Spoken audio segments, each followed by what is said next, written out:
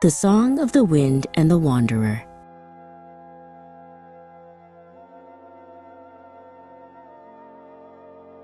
Long ago, when the world was young and the rivers still carved their names into the earth, there was a boy named Kieran who could not stay still. While others built homes of stone and planted roots deep in the soil, Kieran's heart was restless.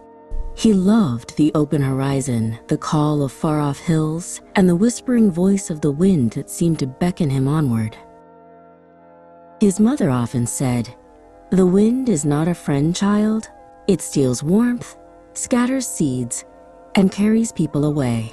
But Kieran only smiled. Perhaps it carries them to where they're meant to be. And so, with little more than a walking stick and a satchel, he set out to follow the paths no one else dared to tread. The first night of his wandering, Kieran camped beneath an ancient oak. The wind swept through the branches, humming low and sweet, as if singing only for him. "Wanderer," the wind breathed, "if you walk with me, I will show you what no eye has seen and no ear has heard." Kieran whispered back, "Then I will walk with you as long as my feet can carry me."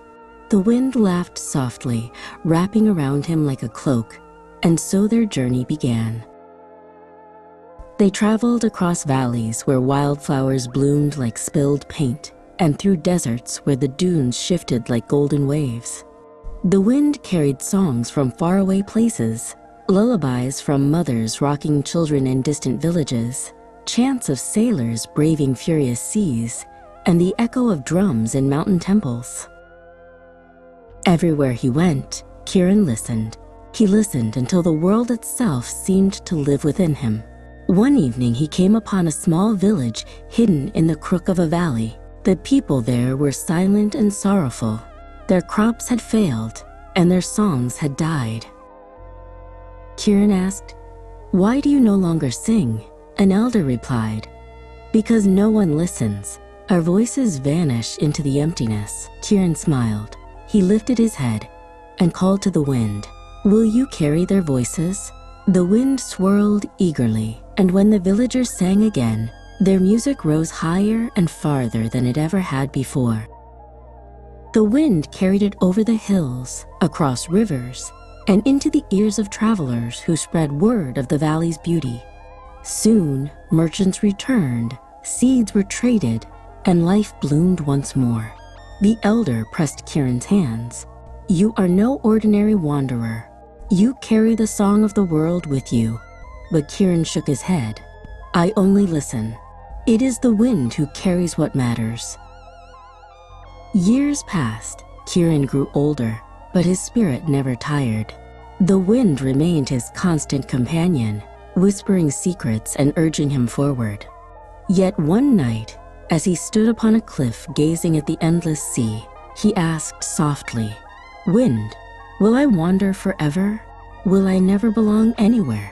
The wind grew still, as though holding its breath. At last it answered, "Wanderer, you have carried voices, healed sorrows, and stitched broken hearts with the thread of song. You belong not to one place, but to every place touched by the paths you've walked. You are the memory of the road, the echo of the sky." Kieran felt tears sting his eyes, not of sadness, but of understanding. He realized that some souls are not meant to settle. Some are meant to weave the world together with their steps, to leave behind not houses or walls, but stories carried on the wind. And so, when at last Kieran's journey ended, the wind lifted him gently, as though gathering a friend into its arms. They say his spirit still travels with it, drifting through forests and cities, deserts and oceans. If you stand in an open field and listen closely, you may hear a melody threaded through the breeze, a song both strange and familiar.